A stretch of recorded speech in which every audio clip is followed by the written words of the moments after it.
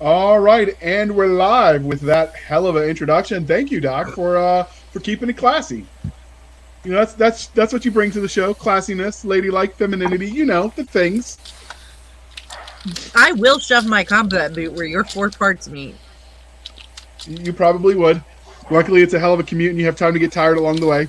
So, hey, all you crazy sci-fi and fantasy fans! It's time for your daily dose of shenanigans over here at the Blasters and Blades podcast.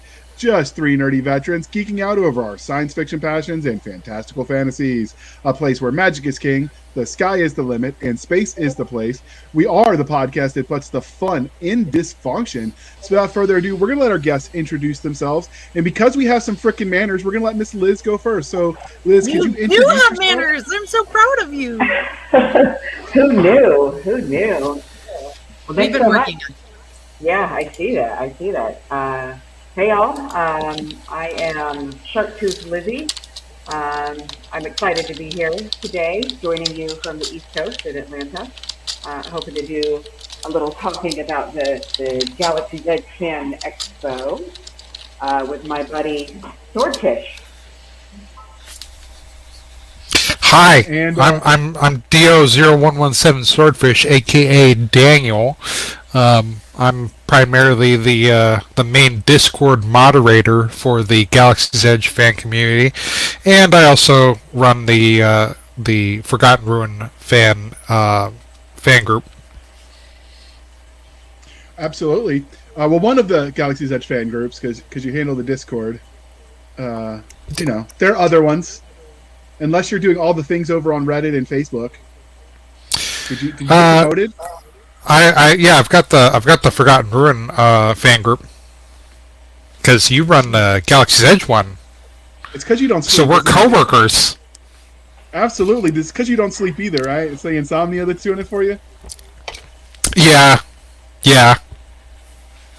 I mean, people say that I'm a vampire, so, I mean, it works.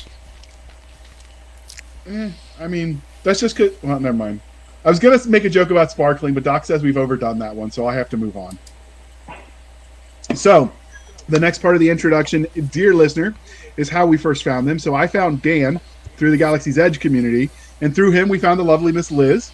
And so that's what brought them here. But before we dive into the title, which tells you building your own conventions, Doc, you get to ask the religion question. Okay, so first things first, we're going to start with sci-fi because that's where Galaxy's Edge started, and then they learned what fantasy is. After, they proved themselves in one area. Star Trek, Firefly, or Star Wars? Ladies first. That was very nice of you. I was about to say the same thing. I was mulling that one over. I guess I'm going to go with Star Wars. It's probably the one I'm most familiar with in terms of religion. So wait. You choose Star Wars, and when you got three options on the table, you choose Star Wars, and you snuff Firefly. I mean, Firefly is just significantly more realistic. Now, albeit I did start off with Star Trek because I was just like, oh, inner nerd inside. But yeah, I think over time I've leaned a lot more towards the Firefly and embracing the Mal Reynolds mindset of I'm a good guy, stab. I'm an okay guy, stab again. I guess I'm meh. They're bringing Mal is coming to Mal is coming to DragonCon this year. That'd be cool to one day. Well, I actually did get to meet Nathan Fillion. He came to Emerald City Comic Con, and I didn't realize that I was actually taller than him, so that's kind of funny. But yeah, no, he's a real cool dude.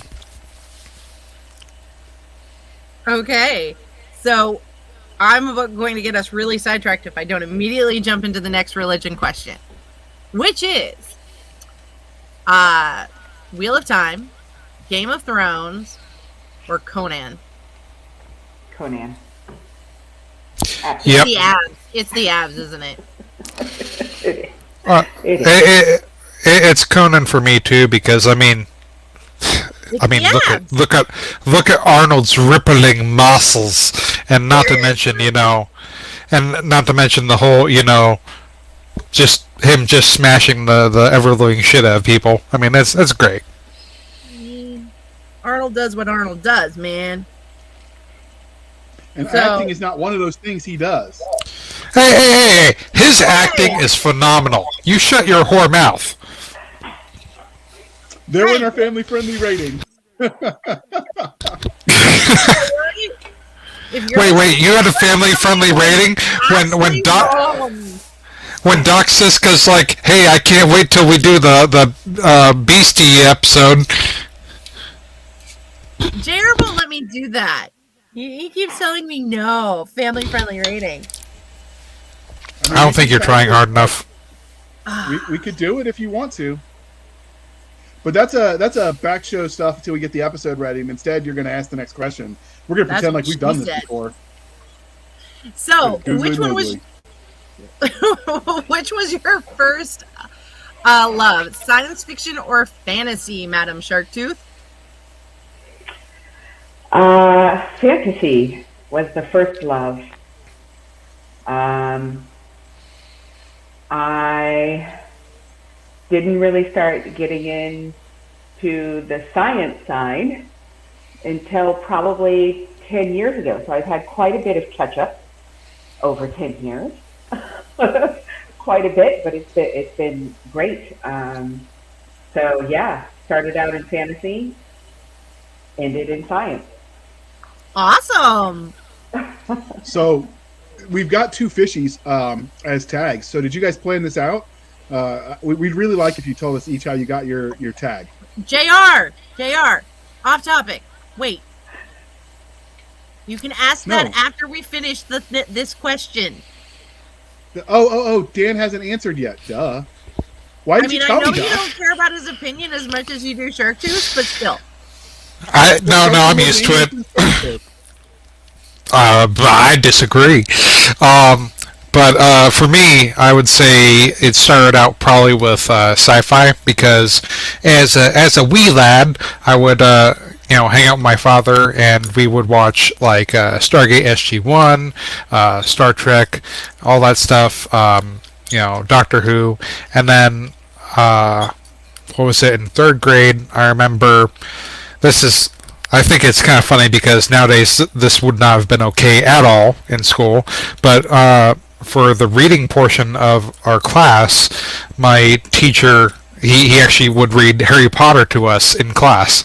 So I was just like, what the fuck is this? There's these books have stories in them?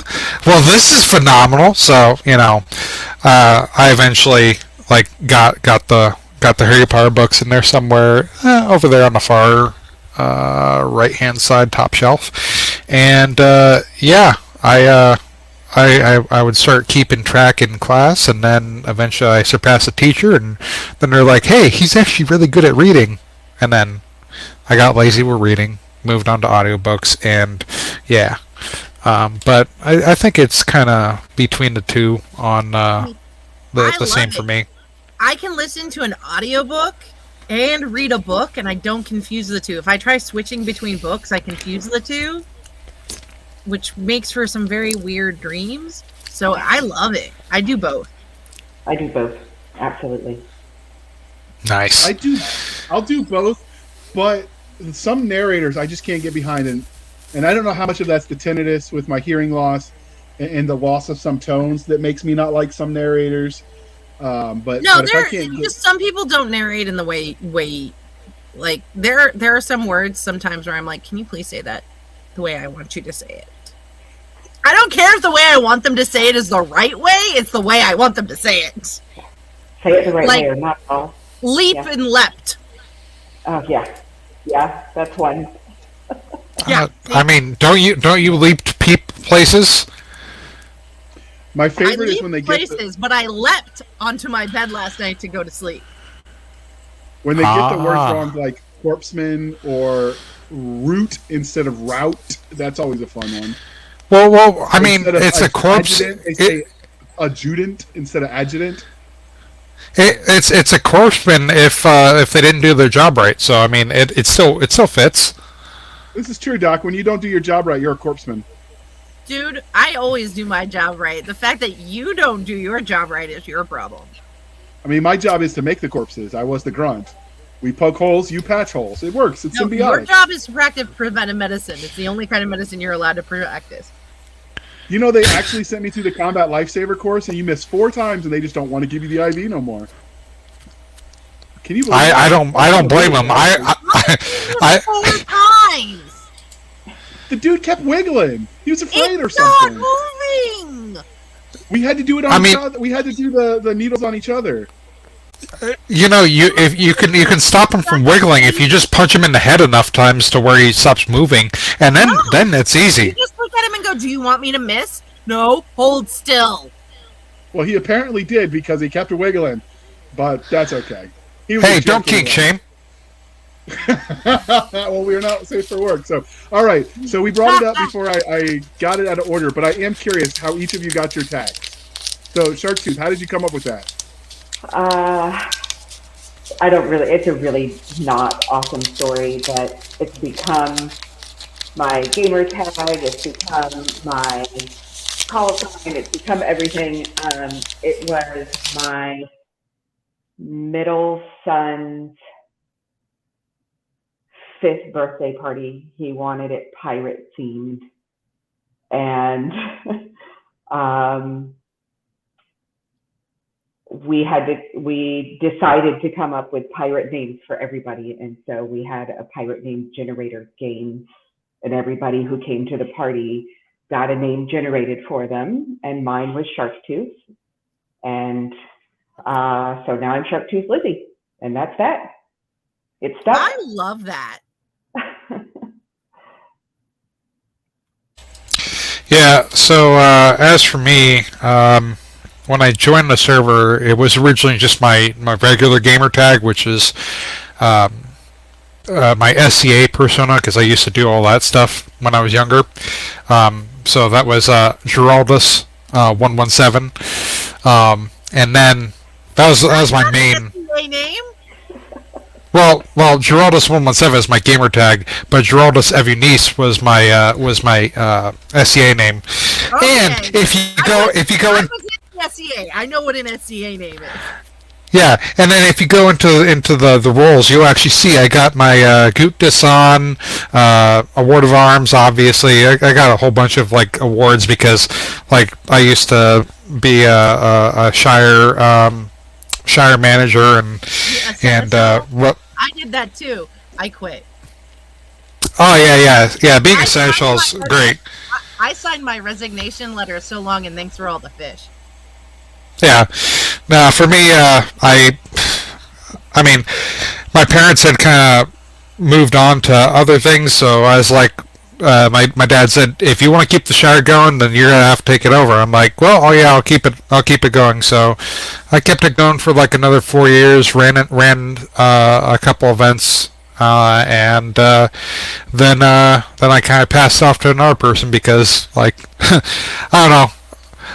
Over the years, you started seeing a lot more drama pop up, and people get a little bit more pretentious, and like at the slightest inconvenience, it's just like, I am absolutely unhinged. There is everything wrong in the world because there is horse poop on the property. It's just like, my brother in Christ, it is literally just chewed up grass. Calm yourself. But yeah. And then when I joined the server, I needed to get a better tag because Geraldus was a little too hard for a lot of people. So I thought back to one of my other favorite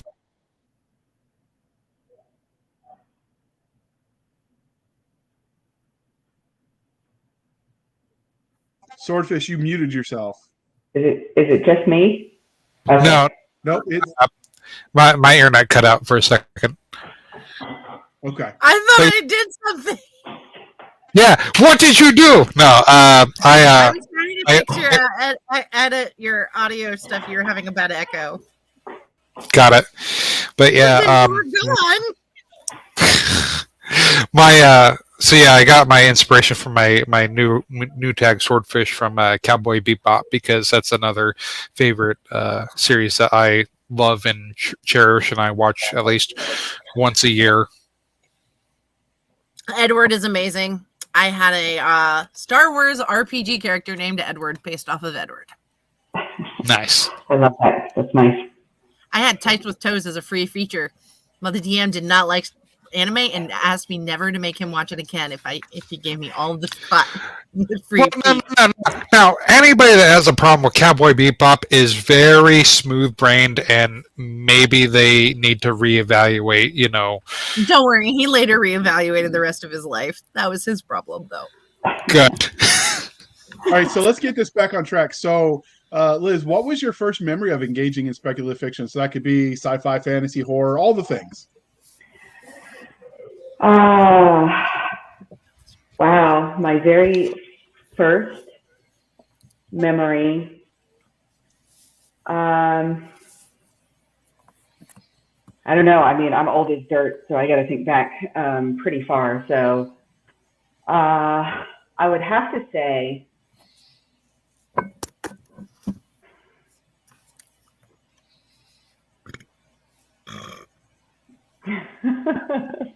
I don't know. I almost feel it like it's. I'm trying to think. What was this? And then there's something else before that and before that, and it's always been there. Is that an answer? Okay, that's a good answer. That is the fair answer. I was trying to think back, and then I'm like, wait a second. Like I can't remember a time in my life where science fiction wasn't a part of that. Science fiction or fantasy wasn't a part of that. Wasn't an aspect of that. Almost a way to escape, the crappy parts of childhood, but then also to have like this awesome world. And I mean, if you think about it, most cartoons are science fiction and fantasy. Yeah, well, that's what I was thinking. I was like, well, wait a second. Like, I even remember, The Hobbit. I mean, what was Transformers if not sci-fi? Very true. Very true. So I'm gonna say all the it's always been there for me. It's always been there, and it's part of who I am. I think that's beautiful. What about you, Dan? Swordfish? You can call me Dan. It's fine. But I mean, like I said, I grew up in the SCA, so shit, I've costumes and stuff since I was, my parents put me into costumes and stuff. So from that point on, it's just like, okay, yeah, I'm gonna throw in my garb for the day and go hang out with other nerds and stuff, and do fantasy things and all that sorts of stuff. One of the best things about going to a convention as a former Scadian, you can wear all your old SCA gear that you didn't want to get rid of because it's gorgeous, or because you're like, I spent $250 on this linen embroidered tunic, I'm going to wear it. You can wear it to a convention and it's A-okay. So what I'm hearing from you, Swordfish, is dressing up as Maid Marian sort of impacted the flow of your life, and now you're a sci-fi nerd. Well, I mean, have you seen Maid Marian? She's pretty hot, right? All right. So what is it about speculative fiction as a genre that you love so much, Sharktooth?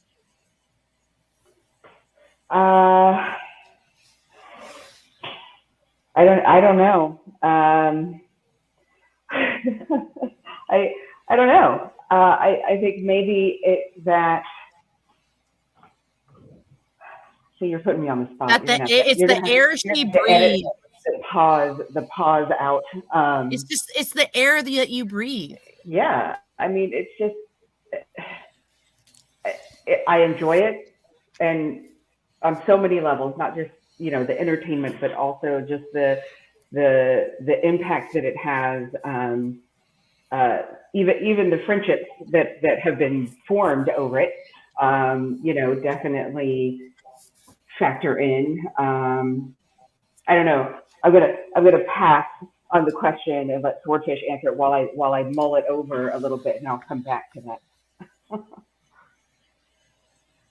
Yeah. So So as for me, I mean, I've always liked speculative fiction because it provides a fantastic medium for allowing authors to touch on real world ideas and stuff like that, and allow people to think about those ideas in a way where they can kind of deconflict from real life stuff to an extent. Like you can think about stuff a little bit easier when you're not like wrapped up in the moment to an extent, if that makes sense. Yeah, it absolutely It does. does. It does make sense. So, how did you guys go from, you know what, I really like to read all the stories about speculative fiction to, I've just lost my mind and I want to plan a convention? Like, how did that transition happen to you or for you or however you want to There think was about this it? one time at con. At band camp? Well, for me, because I did start the fan I'm expo. gonna actually ask the question: what did you guys have any other experience before Galaxy's Fan Expo in attending conventions or volunteering? I mean, not explicitly. I live in Atlanta. Oh, I know the Atlanta convention scene. Yeah. So you and I are going to have a talk afterwards. Yeah. I can't even believe you live here and we haven't. Like, Yeah, we need to. We're going to bond. I might replace you with JR with you. I mean, we'll see. Let's make that happen. Let's make that a thing. So, I mean, exposure, some experience, the love of cons, yeah, absolutely. But Daniel is the reason, Swordfish is the reason that I'm all in on trying to help coordinate and lead such an awesome event. So what was your inspiration? I cut you off, Daniel. Sorry. No, it's okay. So as for me, like, grew up in the SA, so the parents they would always. I mean, my family has always been the main host for events and stuff because we've always had horses, so that means that we've always had land, which means move the horse off into. How are you doing with those large open fields that we can set tents up in? I understand this. Yeah. So I mean, I would always help out with the setup for the event, and then anytime people came onto the property and were like setting up camp, it's like I walk around like, oh, hey, you need some help setting up that tent? Yeah, but I mean, having done both conventions and the SCA, I get where there's a lot of transferable skill sets from being an event coordinator, whatever it is when you host an event in the SCA and spacing out on it, or even a shelter. Yeah, there's a lot of transferable skills. No lie, like I totally understand that one. So. Now, were you into fandom conventions before you started doing Fan Expo? Or you're just like, hey, I want to do an SEA event, but about Galaxy's Edge? That's literally the mode I went, because if you look at how we did last year's event and how I've kind of structured it in a way, I've kind of modeled it after SEA event that I used to attend, which was called the Art of War. And in my area of Antier, which is Pacific Northwest, we have this event where a lot of people come with all of these different skills and expertises, and it's like, okay, you want to learn how to do fencing, you want to learn how to do heavy weapons, stuff like this. This is the place that you want to go. You get to learn all of the fighting techniques, you get to learn all of the arts techniques. I've all the been classes. To war events where people have mentioned this event. So yeah, I did my SEA experience, even though I'm from Meridian originally, is really more in Outlands, which is out west. So points if you're in the audience and you know which kingdoms we're talking about. Yeah. But so I modeled it after that event because that event specifically is more geared towards teaching skills and allowing Very people. ANS event. Yeah. And for those that don't know, ANS is Arts and Sciences. So yeah, in this case, one of the main authors of the book series, Doc Spears, aka John Spears of Forged Tactical, he came out last year and he taught tactical classes, teaching things like CQB and how to carry a rifle and the difference between how to approach into a situation and not flag friendlies and stuff like that. Ideally, good stuff that you should just do. Friendly fire is inherently unfriendly. Yeah. We also had one person who used to be a part of the search and rescue teams for whenever there is a disaster. So she's like, "Hey, I'm going to teach you guys land nav." So Liz, you were saying that was one of your favorite events. Yeah, we were talking about it. It was one of my favorite events. You never know how much you've forgotten about land nav until you take a course again. I'm sorry. I understand how important land nav is, but the image of people willingly taking land nav, and I am picturing the vast majority average of fandom, and I'm going.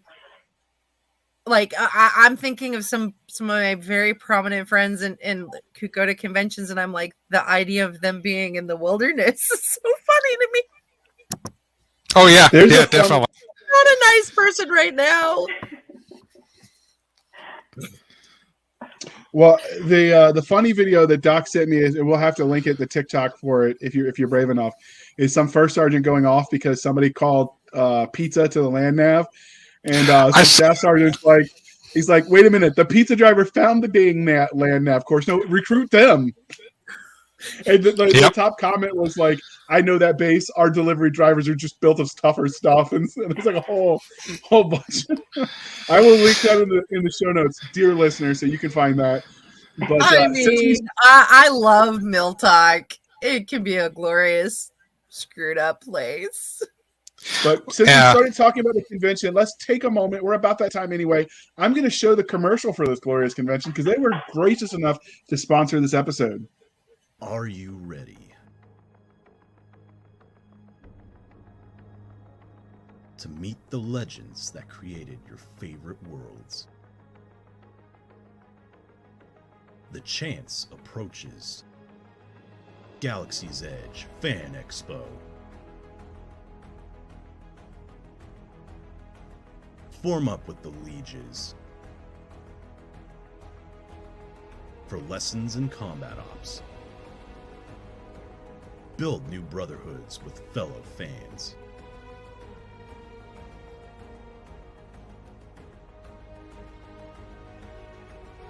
Meet the authors and ask about your favorite stories.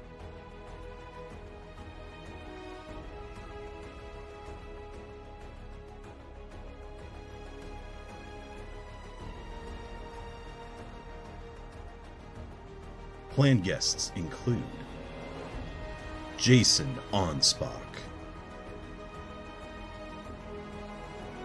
John Spears,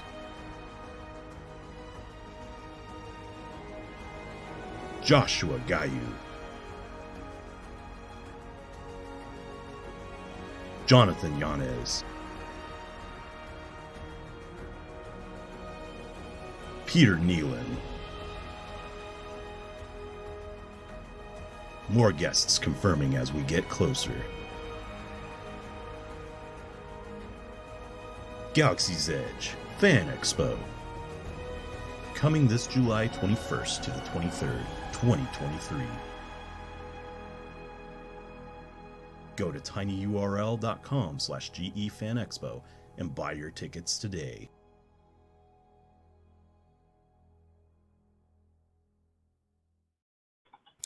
I have to say, this one, I was looking at it, love all of the people, But Jonathan, and I know Jason Onspach is a sweet, very nice guy, but Jonathan's the only one smiling. He's like the only one that probably somebody's like, I wouldn't mind approaching them and saying hi. Well, he used to be a model, so it shows when he does his professional headshot. All you have to do is smile. It was smile. Like but Daniel doesn't really smile. He's got resting bee face. Resting bee face, huh? I'm trying to pull it back from the not safe for work. Oh, good luck with that, buddy. That's going to be an uphill battle with me. So let's talk. Hold on, Doc. Before you ask the fandom questions. So, speaking of this con and family friendly and resting bitch face and all the things, is this con going to be family friendly? Yes, it is mostly going to be family friendly. I mean, last year. Is this con indoors at all? What? Is this con indoors at all? It is the most outdoors convention I've seen. So. Oh, fuck no. No, fuck no. We're doing this like an SDA event out in the fucking field, and we're gonna. I did order some large pavilions that are going to be professionally staked in, so that I don't have to deal with. All right, and quick tangent. That's the SDA kid right there. I don't want to set up the tent. So let me put this into perspective. In the SCA, if something happens, like a tent goes down, in the current people that's in the group, oh my God, it is absolutely horrible. I can't believe this happened. That happened at the event for 2 days. And you know what happened? Liz, Ray, Robert, they all just stepped in. All right, cool, let's put the tent back up. We just put the tent back up. That's it. There was no bitching or whining. It was literally just like, okay, cool, let's get it done. And then we got up and going, and then we partied on for the rest of the day. I'm going to say this. I think you've been hanging out with the weak sauce SEA crowd, because 90% of the people I know are like, dude, they'll make fun of you because your tent fell down, because, that's what they do. But they'll totally also, they're like, okay, all jokes aside, let's get this thing set up so we can continue to make fun of you. Yeah, well, I feel maybe the Antier group has gotten a little older and whinier, but that's me. So this looks really neat. It looks very unique among conventions, because typically, if you are listening and you haven't been to a convention, most conventions take place in hotels or convention centers. And this is the second convention. I only know one other convention that has an official shooting event or range-ish type event, which would be LibertyCon. Yeah, and for our focus, we thought about, or I thought about, primarily who is interested in Galaxy's Edge and Forgotten Ruin and stuff like that, and other related book series or other shared interests that fans have. So, like one of the other authors, Joshua Gayu, he hasn't written anything for Galaxy's Edge or Forgotten Ruin, but a lot of the fans in both communities, they cross over, that's because Josh writes a fantastic book series called the Commune book series, and it's a post-apocalyptic book where it's mainly focused on the human relationships and how they deal with what happens when all of a sudden the structure of society just kind of crumbles, and then now you actually have to deal with people and they're the good parts of them and the bad parts of them, and I think he does a phenomenal job. But all of the people that are interested in that kind of stuff are interested in general in what I feel is the outdoor events and learning how to be a ranger, if that was the case. I know for a fact that a lot of or one of the people that was in the fan club, or in the Discord, he ended up coming up and hanging out with me for like I think a day or two a couple of years ago, and he's just like, I'm not sure what to do. And then I was like, well, why don't you talk to Walt? And Walt talked to him, and he's like, you seem to have a passion for the military. Why don't you try going in? And he ended up helping him find the path to go for, I think, ranger selection or whatever. So I think he's going through all that stuff right now. So how I'm going to ask this one, and I know we're going off JR's template, but that's fine. JR can suck it. I feel the love. JR, how many conventions have you been to? We met at one. We met once at one. You've been to 3. I have more hours in 1 year at a convention than you do, and there's not many people I can say that to, so I enjoy saying it to you. Fair enough. So, but having said that, though, how many years has Fan Expo been around? Last year was the first one, and this is the second one. But you've definitely, I was going to ask you what makes Fan Expo different than other conventions, and you've really covered some of what makes it different and unique. Is not just I'm joking about the lack of air conditioning, and being outdoors. But I mean, seriously, I think that is one of the things that's really awesome. I'm going to ask a question for anybody who's listening, though, because I saw it's in Washington State, right? Yep. How hard is it going to be to travel to your convention? I looked at GaryCon. GaryCon's great. But if you have to travel, you have to fly in, rent a car, and drive 3 hours. How hard is it going to be to get for our fans to get to your con? So I don't it want is. to discourage anybody, but I want them to understand, because it sounds amazing. I want to go. I want to go. Yeah. So I think it's great. So let me put it into perspective. There are some really crazy people in our fandom that came up with the idea of they're cuckoo for Cocoa Puffs, I swear, but they're talking about doing a caravan all the way from the East Coast, like Atlanta or something like that, all the way across the country, camping Nope. every 8 hours. Nope. Not me. I want to know, how far are you from the airport? Yeah. If you want to know that, then I would say depending on, because this homegirl ain't doing that. Depending on which airport, because you got 2 airports which I'm semi close to. One is SeaTac. That one is about 2.5 hours, which it kind of sucks. But there's a better one that most people don't go for, and that's Bellingham International Airport. That's just under 2 hours, and it's a lot quieter of an airport. Sometimes the flights are cheaper. Very doable. I'm in Atlanta. Those are all very doable. Yeah, it's very doable. That's what you're saying. So, compared to traveling in Atlanta, it was a breeze. Okay, so here's my other question. As the fan, I'm looking at this and I'm going, am I going to have a hotel, or am I going to camp? And how far is the hotel from wherever those firing lines were? Okay, so as for you as a fan, if you want to come here and camp, you have 2 options. You can either, pack a tent over, or you can rent a trailer or bring an RV, and you can park it on the property. I've got more than enough space.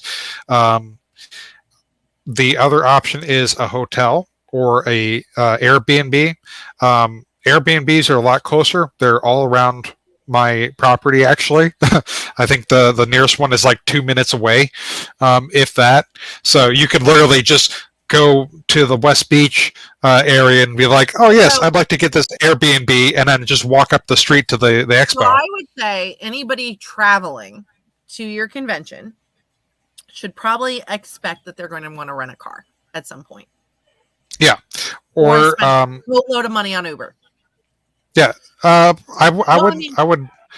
would recommend, instead of doing that, try to coordinate with other fans in the area, and just, I love this community so much because everybody has been always willing to help and do amazing things. Like Liz is going to go meet up with Robert on their way on this cross country trip, and the reason why Robert's tagging along is because he's actually going to bring his smoker from Arkansas or Arkansas, however you say that, and he's going to bring it all the way over here across the country, pick up his son's smoker, and then come up to the event, and then he's going to smoke, probably 2 large smokers full of meats for the Saturday evening barbecue, which that's amazing. Which you don't want to miss. The barbecue is legendary. So okay, at cons we would normally call this a con suite, or you could call it a feast hall if you were in the SEA. I love that concept that you guys are doing. I think this is a great mix of SEA meets convention, and I think it's amazing. I wish I had more time to take off to go do it. And the other benefit is that we when we were doing the planning for this, I thought, everybody should be able to eat, So yeah, because there probably aren't a lot of restaurants on your land. No, not a lot of restaurants on my land. But the like I said, we're like only 10, 15 minutes out of town, so you can run grab food. But that's not the cool part about this. That ruins the vibe. Yeah, the cool part about this is for Friday night and Saturday night, you've got barbecues that are already covered. That's factored into the ticket price. For Saturday morning and Sunday morning, you've got brunches that are covered as well. And what we did for Friday night last year is we did hot dogs and burgers, and then Saturday morning we just did pancakes and some egg scramble, and then Saturday night we did the smoked meats, which was absolutely phenomenal because literally the meats were just falling off the bone. It was perfect. Don't talk to the vegetarians, but who doesn't like a good smoked meat? Yeah. And then Sunday morning, it was funny because I was like, "Hey, Robert, we got some of that smoked meat left?" He's like, "Yeah." And so we took that and we threw it into the egg scramble. Oh, and I was going to ask if you did that. Oh, I'm hungry now. I just ate dinner before getting on here, and I am already hungry again. Damn you. And it was funny because I mixed it up, and then we sat down, we had it, and Robert turns to me, he's like, "Son of a bitch, I'm going to do this from now on. Why have I not done this?" Oh no, it's amazing. That's the best thing. So it sounds like for people, if you look at this and you get a bit of sticker shock between the travel too, and everything, but once you get on site, Swordfish and Sharktooth got you covered.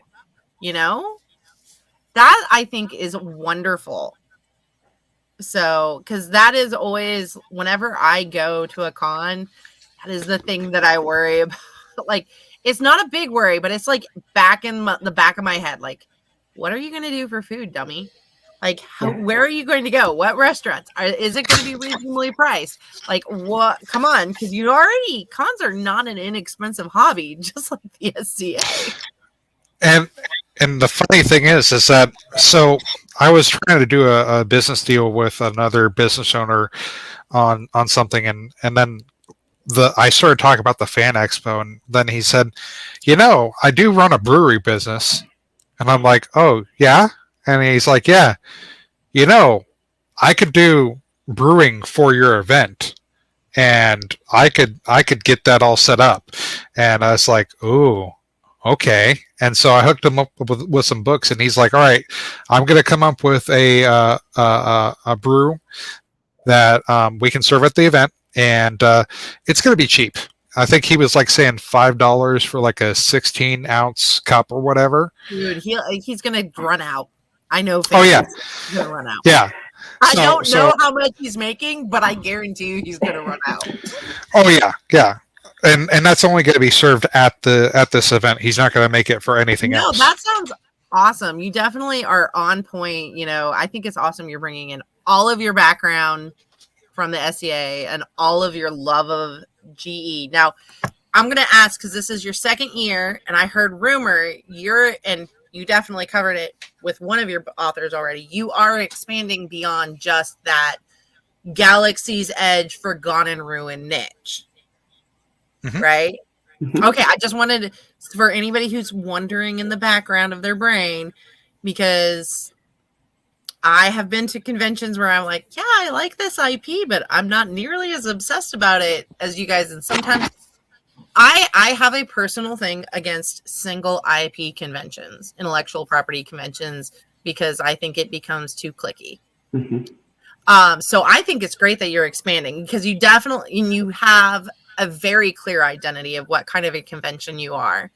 And I think that's awesome and amazing. But how did you two meet? And JR is just like sitting there in the background. We could kick him off the show and talk for hours. I'm just nodding along and pretending like I know what you're talking about. You don't. It That's works why for I'm me. here. So the funny thing is that I ended up meeting Liz because as soon as I got the event posted, she was one of the first people that had bought a ticket. And then she sent me an email. She's like, hey, I'm really excited about this event. And is there anything that you need us to bring? And I'm just like, I mean, I appreciate the enthusiasm. I don't know yet. We'll find out as we get along.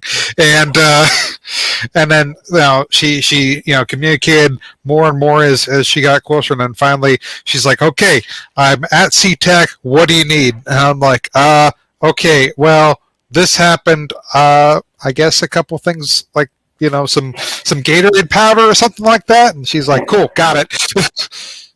So I'm going to ask two questions that I'm really important to know. So you're definitely the owner and I guess con chair as well?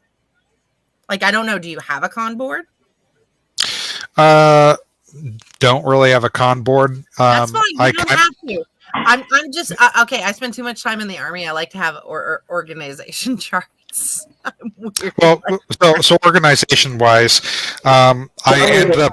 Daniel leads everything, and when he's overwhelmed, he hands me a task. Okay, so you're like his second in command. Got it. I think that's great. Yeah, in fact, this year I was just like, you know what? I know that my people skills are kind of lackluster on following up with things. You seem to got that skill, Pat. So, Liz, go talk to authors, please, and you just follow up with them, and keep me updated on that stuff. And no, that's great. I'm going to focus on the other technical stuff because I'm better at like that kind of thing. Dude, everybody has their own thing that they're good at, so I understand. Remember, I run a track for one of the largest conventions in the world. I understand. I run a department there. So I think it's great that you're doing all of this craziness. So do you have a way for any of our authors who are listening who are like, dude, this is where I need to be? Is there a way for them to reach out and get a hold of you and be like, bring me on, put me in, coach? Liz, did you actually head to our website? There's a section, I think. Yeah, head to the Galaxy's Edge Fan Expo website, and JR can put that in the show notes. Head over there and use the contact us form, and that'll pop me a message, and I can see about getting you on as a guest, and then I'll probably throw you over to Liz and be like, okay, Liz, you do your thing, and she'll go through her little spiel that she's gotten figured out, and let me know how we can get that done, because like we've made it a point, like, we love Galaxy's Edge, we love Forgotten Ruin, but we want to bring on as many authors of similar, I guess, fandoms as we can, because honestly, I feel like I haven't seen any ego issues between any of the authors in our current group. I think authors overall are really good on the ego.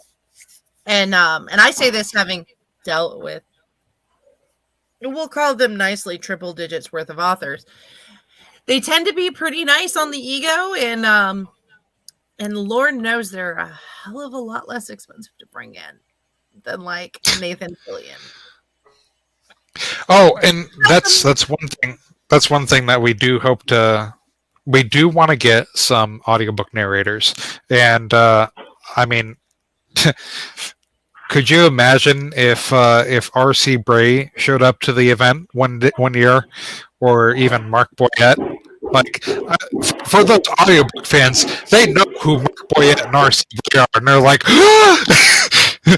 "Can you just read the dictionary to me, please?"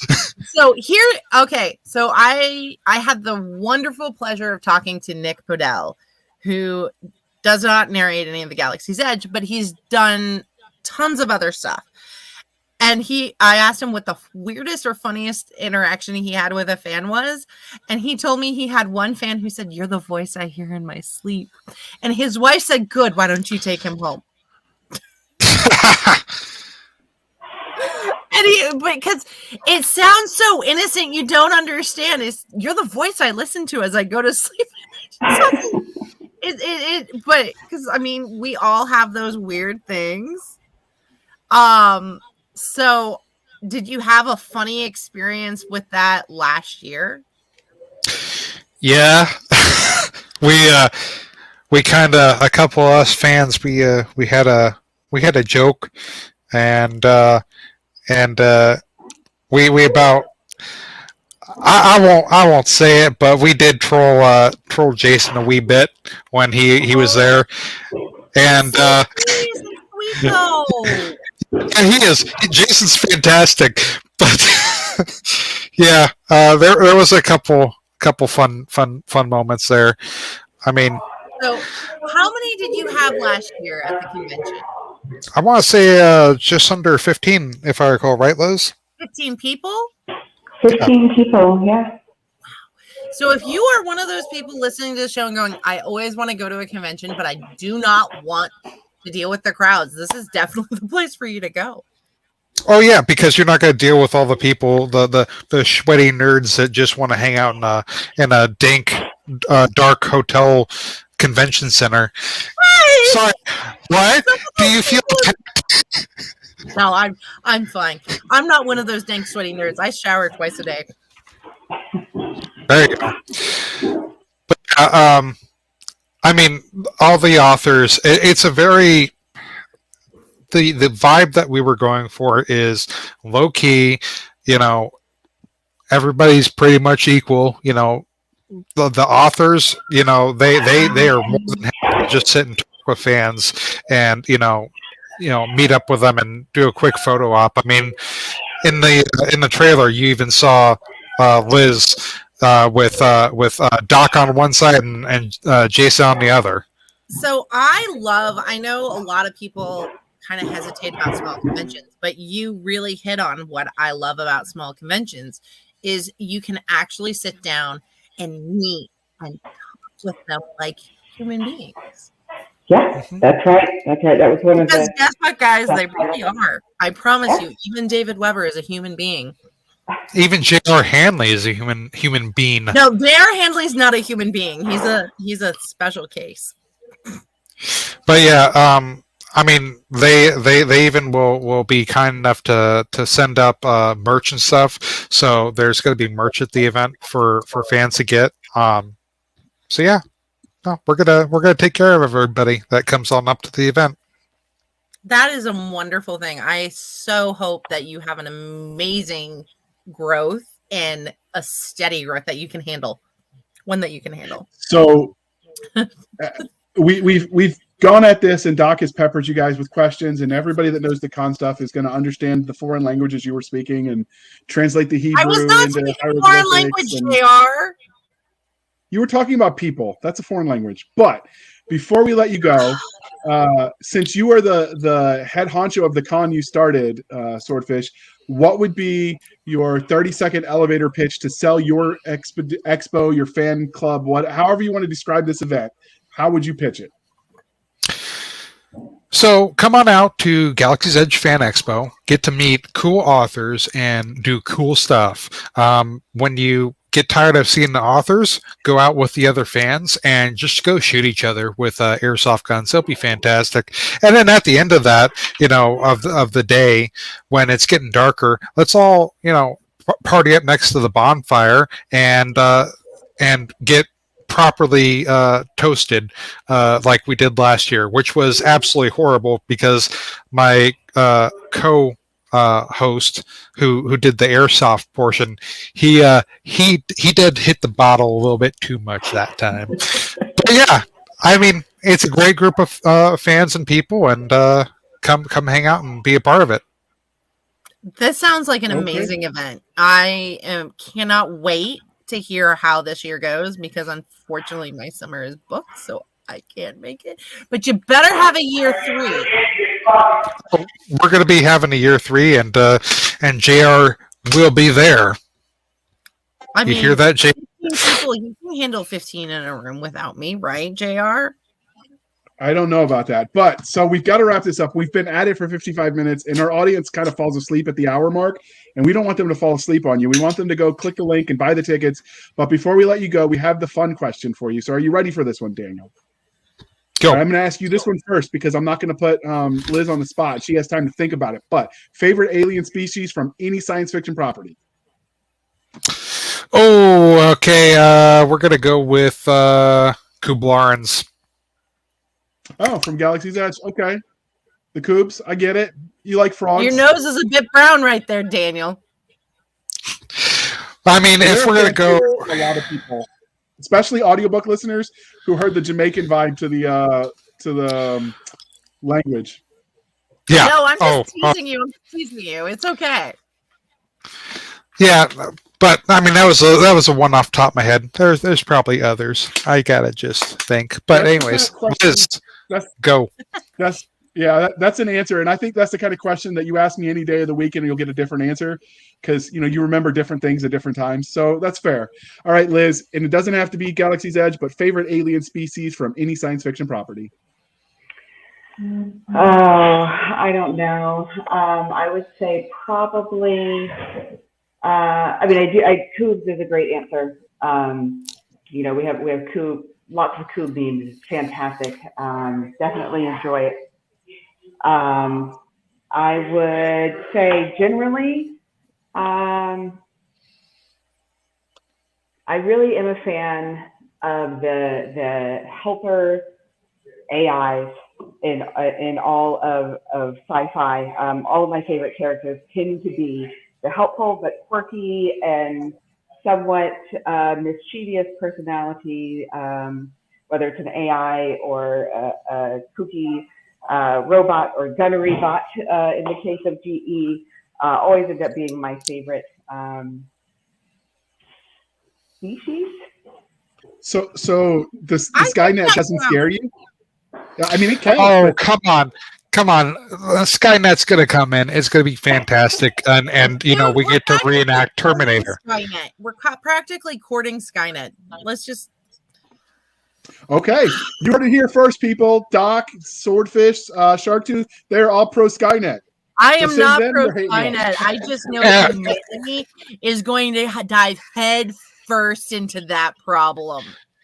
Yeah, and if anybody knows, we got a person in our community called Nethermat, aka Dipple.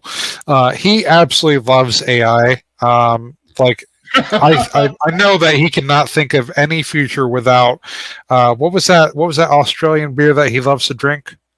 Foster's? Yeah, Foster's. Yeah, Foster's. He cannot think of a perfect future without Foster's and AI servants and bringing it to him and just piping it into his body. That's gonna be how it works.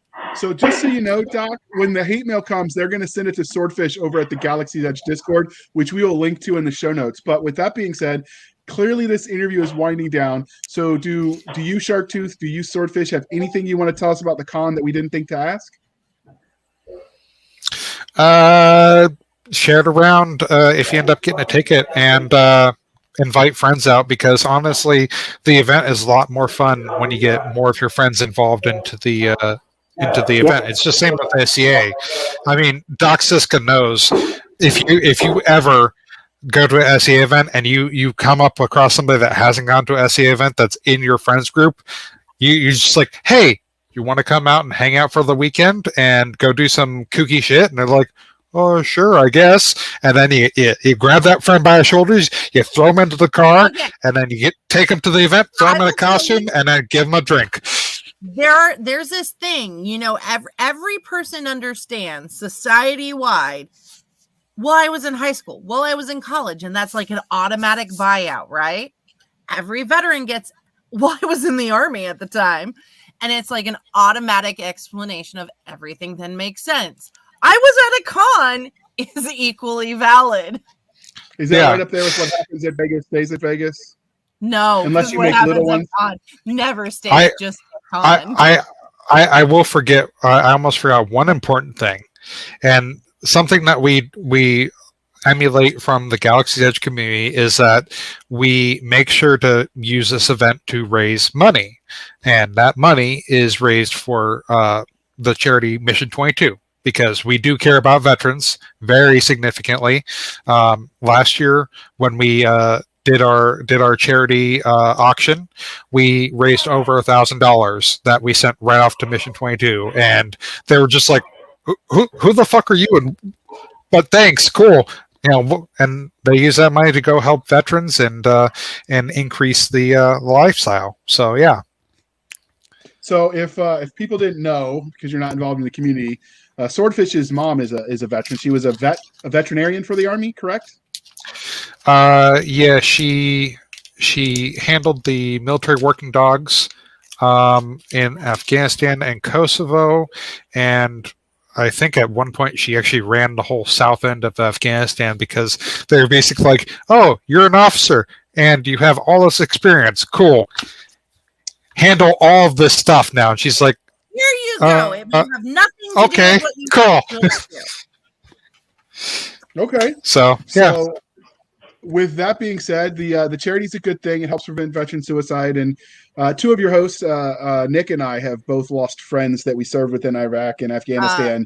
I've lost friends. I didn't serve with them, but they were friends and they did serve and they did.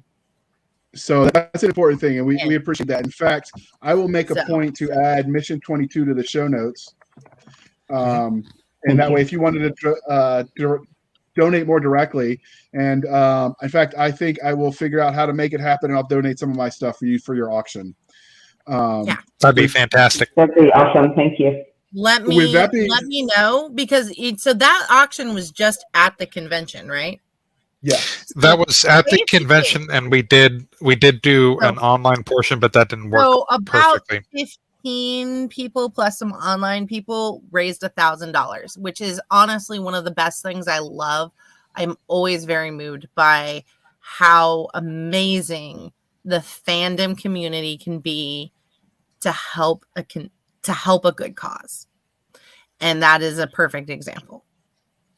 So it's awesome. Mission 22 is, as JR said, very close to we're all three veterans that host the show, and we've all lost people to that.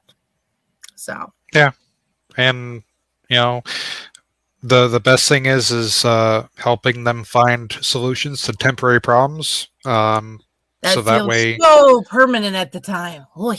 Yeah, but I mean, like I said, Galaxy's Edge is fantastic because they started doing things like the Savage Wars poster. That one is specifically a Mission 22 fundraising poster that they did. And it just seemed like a great inspiration because we got to care for those that protected us. So give back to the community. So I think it's an amazing thing that you're doing. Absolutely. And so normally we would say, please be kind and speak your mind on the reviewing platforms. Your reviews help the right readers find the right books. But that also applies to conventions, and you can do all kinds of things to get the word out and say, hey, I went last year. This was a whole lot of fun, and you should give it a shot. So if you have testimonials that you want to share, I bet if you reached out to Swordfish, he would be happy to put that on his website, which we will link to in the show notes, as they were graciously sponsors of this episode. So testimonials help new cons sort of prove that they are. And if you can't make it to this con, but you think you might have a friend who can, you should let them know, Because seriously, good cons are amazing, but they only grow. The best way for them to grow is by word of mouth. So Yeah. And if anybody that has gone to the con before wants, I would be more than happy to have a quick 15 to 30-second little video of like, hey, I went to this con, it was great, and come join me come join me this year. I mean, So I'll happily feature that. So as we bring this to a close, first let me say, if you're listening to this and you know of other small conventions or groups of meetups that are speculative fiction related, we'd interview those as well. So that is something we're interested in. So, and this is sort of Doc's near and dear to her hearts, these fandom activities. So, dear listener, if you're out there and you know of one or you run one, reach out, because we'd like to spread the word and help you guys be successful. And with that said, Sharktooth, do you want to tell listeners and viewers how they can find you on the Discord where you are active as a fan? I think Sharktooth had to step out. Okay. Well, Swordfish, I will link her in the show notes if she can't make it back in time. Oh wait, Swordfish, is Sharktooth there? Can you tell us I how? am. Sharktooth, how can we internet stalk you with your permission? You Wait, can is internet it stalk me. stalking? Is it stalking? I don't You know. can find me on Discord. I don't know, but you and I are definitely having a coffee date.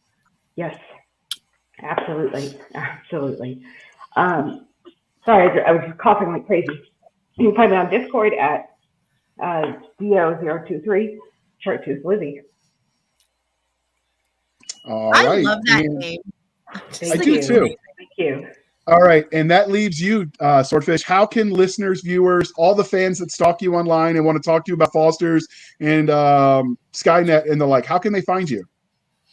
Honestly, the quickest way to reach me is on the Oba Cafe Discord, the main Galaxy's Edge one, and you'll see my name typically up at the top right-hand corner under the tactical admin. That's pretty much where I hang out, and yeah, I'm used to people contact me through there. And the tactical part means that if you mess up, he will shoot you in the face with a rocket-propelled grenade. Mm-hmm. That's how that works, right? Oh yeah, 100%. I mean, I am rather quick on the ban. And so, yeah, it's a fun Discord community. That's where I steal most of the memes. If you follow me on Facebook and you're like, how does he have time for all these memes and why isn't he writing more? I don't have time for the memes. I steal them from the Galaxy's Edge Discord. I mean, I repurpose them. You acquire them. Tactically acquire. There we go. All right. And you can find us, dear listener, over on Twitter at twitter.com/SF_fantasy_show. Sierra Foxtrot _fantasy_show. Doc's a bobblehead today, but it's okay, Dan. We like it. You can email us at blastersandbladespodcast@gmail.com. Again, blastersandbladespodcast@gmail.com. Bastards and bangers. Yeah, that sounds like a food group. You can find us on Facebook where all the shenanigans happen over at facebook.com/groups/Blasters and Blades Podcast. Again, /groups/Blasters and Blades Podcast. We do have a Facebook you struggled page. through that. I haven't had enough coffee. Eventually, we'll get a dedicated URL when Cisca has time to do it. But that is not going to be today or tomorrow, and might be sometime this weekend. Who knows? All right. And you can find us on our website at anchor.fm/blasters-and-blades. Again, anchor.fm/blasters-tech-and-tech-blades, where you can support the show for as little as 99 cents a month. We'll help keep the lights on, and we greatly appreciate it. Donation. Or a one-time donation, or you can support the show more directly over at buymeacoffee.com/author J.R. Handley. Again, buymeacoffee.com/author J.R. Handley. Be sure to put in the show notes that is for the podcast, and I promise I will keep my co-hosts, Doc Cisca and Nick Garber, duly intoxicated. They will drink the whiskey until their liver explodes. Never surrendered. And speaking of, I'm going to give some, before Doc brings it home, I'm going to give a little bit of unsolicited advice, Dan. There's a lot of people that might want to support your convention, but might not be able to make it this year, timing. Maybe you should put your own Buy Me a Coffee where people can throw some in the tip jar to make sure the event happens, even if they can't make it this year. That might be something worth you doing. Ideas and recommendations. We'll get going. So Yeah. Doc's going to talk to you offline about that. But there's got to be ways people can support Nosy you. and Even, bossy.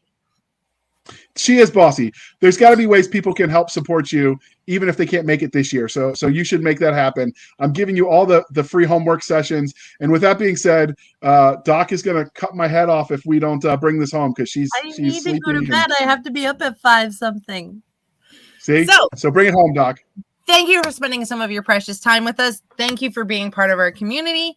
Please at least check out the website, tell a friend about the convention, even if you don't think you can go.